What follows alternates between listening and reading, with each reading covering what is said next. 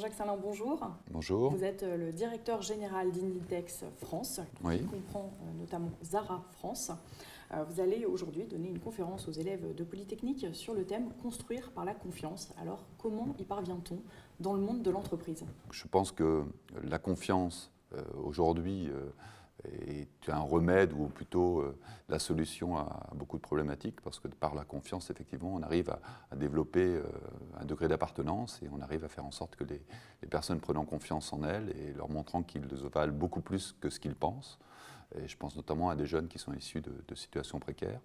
Et bien ainsi, ils peuvent s'investir et se développer dans notre société, dans la société française en général. Donc voilà. Vous avez reçu en 2013 le prix Olivier Le Cerf pour le programme d'insertion pour les jeunes en situation difficile que vous avez mis en place au sein de Zara France. En fait, ce prix récompense des réalisations qui s'inscrivent dans la tradition de l'humanisme entrepreneurial. Qu'est-ce qu'un entrepreneur humaniste et comment le devient-on? L'idée, au travers d'un prix humaniste, si on peut dire, c'est de montrer qu'une entreprise est composée d'hommes, de femmes, et qu'avec leurs problématiques, et que le profit n'est pas le seul objectif pour un chef d'entreprise, et que par cela même, il essaye en même temps de développer son entreprise, tout en prenant en compte les problématiques sociétales auxquelles il est confronté. Je pense à cela, et notamment dans notre cas, aux problématiques de précarité, puisque derrière ce projet que nous avons mené a permis d'intégrer des jeunes en situation de précarité. Quelques mots sur le projet, on l'a créé il y a de cela 8 ans.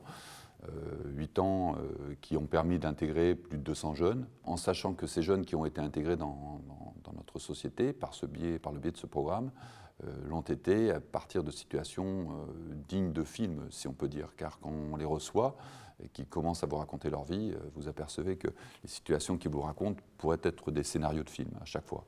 Mais je pense à des situations comme des jeunes Afghans qui, fuyant leur pays parce que derrière, chassés par les talibans, sont arrivés en France à pied, donc ont traversé l'Iran, la Turquie, la Grèce, etc. Et se retrouvent en France sans parler le français et qui, près de 2 ans après, sont dans nos magasins comme vendeurs. Ce qui est intéressant, c'est de voir que la faculté ou la facilité d'intégration qu'ils ont, puisqu'il est impossible pour quelques personnes que ce soit, de voir la différence entre un jeune qui est issu de ce projet au sein de notre magasin et d'un autre. Donc voilà, c'est un projet humaniste parce qu'effectivement, on remet l'humain au centre du dispositif et on peut développer à la fois un modèle économique et un modèle social.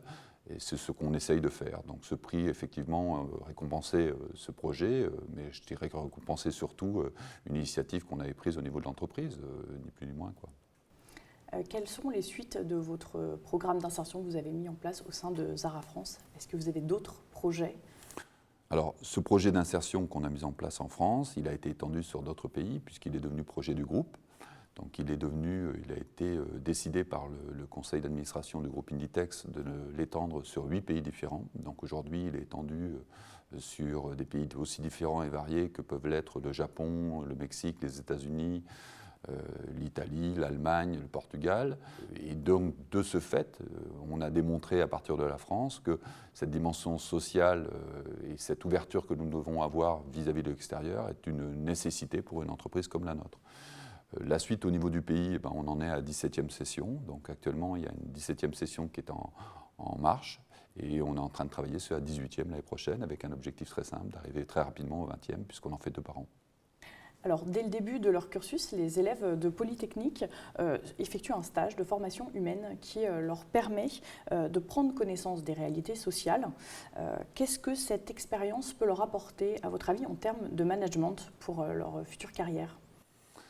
Je pense que dès lors qu'on se retrouve à la tête de responsabilités importantes dans une entreprise, il faut bien être conscient que l'objectif, qui est uniquement l'objectif économique, si on peut dire, ne doit pas être le seul. Et donc, le principe même du management, c'est justement de prendre en compte les personnes que vous managez, donc de prendre en compte la dimension humaine.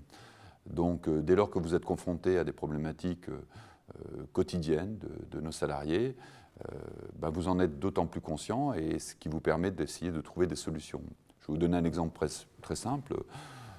La problématique de précarité qu'on a mise en place, la solution à la précarité qu'on a mise en place par le projet Jeunes. On a aujourd'hui, de la même façon, une autre problématique qui nous a été posée, c'est celle de la précarité pour nos salariés eux-mêmes, donc ceux qui travaillent à temps partiel dans nos magasins. On a pu mettre en place des solutions de temps complet sur 2 magasins et ainsi sortir près de 800 salariés de la précarité. Donc un chef d'entreprise, un polytechnicien arrivant dans l'entreprise avec des méthodologies qui sont très affirmées, aura plus de facilité, dès lors qu'il aura eu connaissance en amont de cette dimension sociale, aura plus de facilité pour essayer de trouver des bonnes solutions. Et je pense qu'aujourd'hui, le monde de demain sera celui qui aura donné une part aussi importante au modèle social qu'au modèle économique.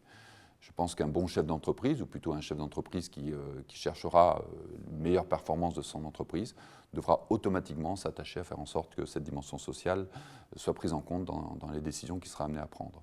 Donc, je pense que pour des polytechniciens, c'est toujours très intéressant d'avoir cette connaissance avant. Je vous remercie, Jean-Jacques. Merci à vous.